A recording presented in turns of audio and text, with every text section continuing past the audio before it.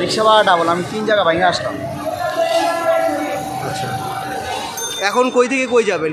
এখন যেমন পল্টন। আচ্ছা, পল্টন গেলেও এখান থেকে মৎস্য ভবন, ওইখান থেকে আবার পল্টন।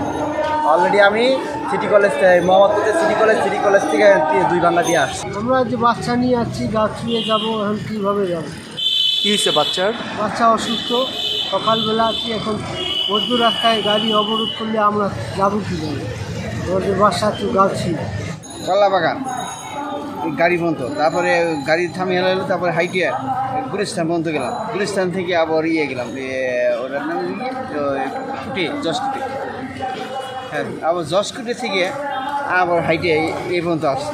আমার বাচ্চা কাচ্চা তো লেখাপড়া করতেছে, চাকরি বাকরি লেগে আশা করে করেছে, চাকরি পায় না, পরীক্ষা দিতে পারে না, অনেক টাকা পয়সা দরকার লাগে, এটা চায় সেটা চায়, ডোনেশন চায়, আমরা তো দিতে পারি না, গরিব মানুষ।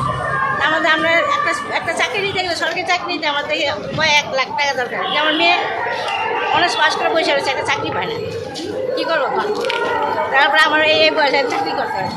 আন্দোলনটা খুবই যৌক্তিক, কিন্তু যেভাবে আন্দোলন করতেছে আমি এই বিষয়ে আমি জানি না। হয়তো বাংলাদেশে সবসময় যে কোনো আন্দোলন এভাবে করেই করা হয়, সেই ধারাবাহিকতায় এভাবে করেই তারা আন্দোলন করতেছে রাস্তায়।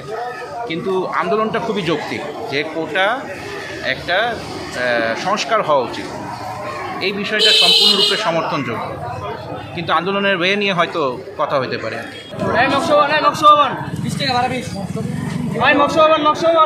এই যে সামনে এই পাশে